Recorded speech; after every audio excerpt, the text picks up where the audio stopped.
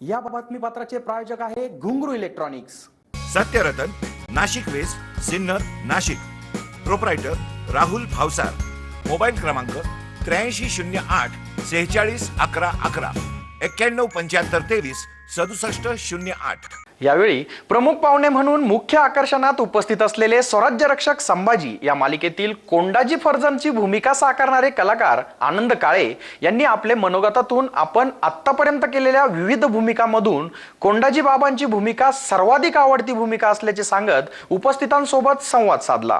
त्याचं कदाचित कारण असं आहे की फक्त ऍक्टर म्हणून नाही, ऍक्टर म्हणून मी 6-6.5 एपिसोड केलेले आहेत, पण महाराजांवरची श्रद्धा आणि त्यांचे विचार ह्या गोष्टी जास्त महत्वाच्या होत्या. मी जन्माला आल्यापासून कोल्हापूरमध्ये राहतोय. त्या मातीचा गुणधर्म आहे किंवा पाण्याचा गुणधर्म आहे की ज्याच्यामध्ये महाराज म्हटलं की तो शेवटचा शब्द असतो, त्याच्यापुढे कधीच काहीच असत नाही आणि असणार नाही. जेव्हा अमोलने मला पहिल्यांदा विचारलेलं होतं त्यावेळेला सुद्धा काही वेगळ्या रोलसाठी विचारलेलं होतं. त्यावेळेला मला असं वाटतं की महाराजांच्या विरोधातला रोल मला नाही करता येणार, रोलमध्ये पण मला ते बोलता येणं अवघडच आहे.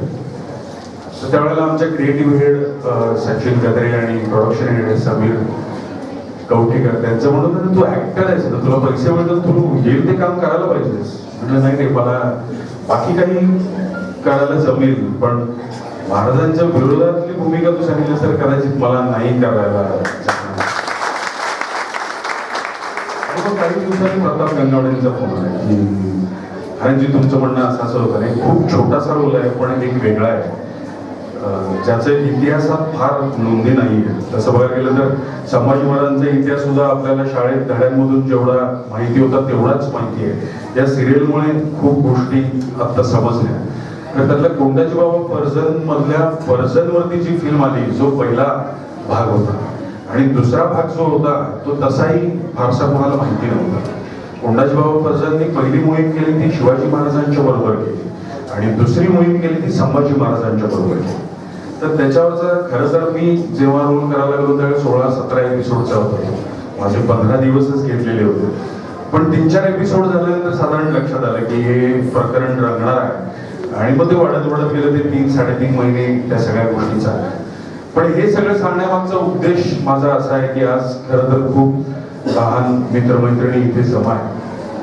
खूप चांगल्या पद्धतीनं आणि सर्वपक्षीय शिवजयंती तुम्ही इथे साजरी करताय. याच्यात भेदभाव नाही आहे, याच्यात वेगवेगळे समाज नाही आहेत, वेगवेगळे पक्ष नाही आहेत. ह्या गोष्टी खरं तर आत्ता खूप गरजेच्या आहेत. जे कोकाटे सरांनी सांगितलं तोच मुद्दा मी पुढे मांडतोय. इतकं क्लिअर विचार असलेलं भाषण मी खरं तर खूप दिवसांनी ऐकलं. बऱ्याचशा फंक्शनमध्ये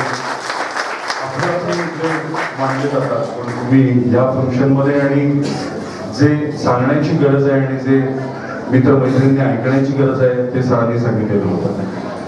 तर हे अशा पद्धतीचे जे इव्हेंट आहेत ते सण म्हणून, राष्ट्रीय सण म्हणून साजरे केलेच गेले पाहिजे. पण त्याच्याबरोबर महाराजांची विचारसरणी जी आहे, त्यांनी जे विचार सांगितलेले आहेत ते तुमच्यापर्यंत किती पोचतायत याचा पण थोडासा विचार करणं खरं तर गरजेचं आहे. कारण शिवाजी महाराज हे शिवाजी महाराज होते, त्यांची कुणाबरोबरच तुलना होऊ शकत नाही. जसं सर म्हणाले खरंच आहे, होऊच शकत नाही आणि करणं पण चुकीची गोष्ट आहे. संभाजी महाराजांची तुलना कुणाबरोबरही होऊ शकत नाही. त्यांनी आयुष्यात ज्या काही गोष्टी सहन केल्या आणि ज्या एका ध्येयासाठी प्रेरित होऊन त्यांनी ज्या सगळ्या गोष्टी केल्या तर कमाल आहे, कमाल खरंच. खूप गोष्टी अशा आहेत की बाकीच्या इतर प्रेशरमुळे किंवा इतर बऱ्याचशा गोष्टींमुळे सिरियलमध्ये आम्हाला दाखवता आलेल्या नाही आहेत. पण त्या सगळ्याच्यात लेखक, दिग्दर्शक आणि बाकीयांबरोबर ज्या चर्चा होतात आणि जे मुद्दे समोर येतात ते खरंच अचंबित करणारे आहेत. तर त्या सगळ्याचा गोषवारा असा आहे की ते विचार तुमच्यापर्यंत किती पोहोचतायत आणि आत्ताच्या घडीला आत्ता तुम्ही ज्या पद्धतीचं आयुष्य जगताय, ज्या पद्धतीचा समाज तुमच्या समोर आहे त्याच्यामध्ये त्याच्यातल्या कुठल्या गोष्टी तुम्हाला वापरता येऊ शकतात आणि किती चांगल्या पद्धतीनं तुम्ही तुमचं आयुष्य व्यतीत करू शकता हे खूप जास्त महत्वाचं मला वाटतं. कारण शिवाजी महाराज हे खरं तर मॅनेजमेंट गुरु म्हणून पण त्यांचा अभ्यास केला जातो. त्यांचीच शिकवण जिजाऊंनी त्यांच्यावरती संस्कार केलेले आहेत, जसे संभाजी महाराज मी सोडून गेला त्याच्यात मला पहिल्यांदा सांगितलं तर असं वाटलं की कसं काय या माणसाने प्लॅनिंग केलं असेल की तो जंजिऱ्यामध्ये 18 महिने जाऊन राहिला आणि सुरुवातीला संभाजी महाराजांबरोबर जे काय त्यावेळेस मोबाईल नव्हते का काही फोन कॉल्स नव्हते का विरोध देण्याची काही साधनं नव्हती. एकदा काहीतरी प्लॅन ठरला, तो माणूस निघून गेला त्या ध्येयासाठी, तिथे जाऊन राहिला, त्यानं सगळं सोडलं आणि ठरलेल्या दिवशी त्या कोठाराचा स्फोट करायचा आणि त्याच ठरलेल्या दिवशी संभाजी महाराजांनी फौज घेऊन यायची. हा केवढा विश्वास आणि केवढं प्रेम.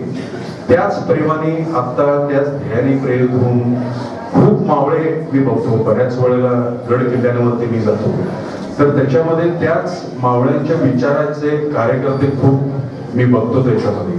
पण त्याच्याबरोबर शिवाजी महाराज संभाजी महाराज बाजूला ठेवा, पण किमान आत्ताच्या घडीला कोंडाजी बाबा फर्जन सारख्या सरदारांची गरज आहे की जे खरंच तेवढ्या चांगल्या पद्धतीने समाजासाठी जे सगळं काम करत राहतील आणि जे मावळे किंवा जे समाज आहे किंवा ज्या बाकीच्या लोकांच्या भल्यासाठी ध्येयानं प्रेरित होऊन काहीतरी गोष्टी करतील. जे खरं तर माझ्यापेक्षा खूप क्लिअर कोकाटे सरांनी आता तुम्हाला या सगळ्या गोष्टी सांगितलेल्या होत्या. त्याच्या आधी पण मला एकदा सरांनी सांगितलं की कोंडाजी बाबा फर्जन म्हणलं की लवंगीबाई ते यायलाच लागते, त्याला कळालेलं नाही. पण लवंगीबाईला जो म्हटलेला तुम्ही डायलॉग सांगितला तो कोंडाजी बाबा फर्जनचा नव्हता. कोंडाजी बाबा फर्जननी फक्त तो म्हटला, त्या डायलॉगच्या आधीचं एक वाक्य होतं की आमचा बाप बसलाय तिथे गडावरती.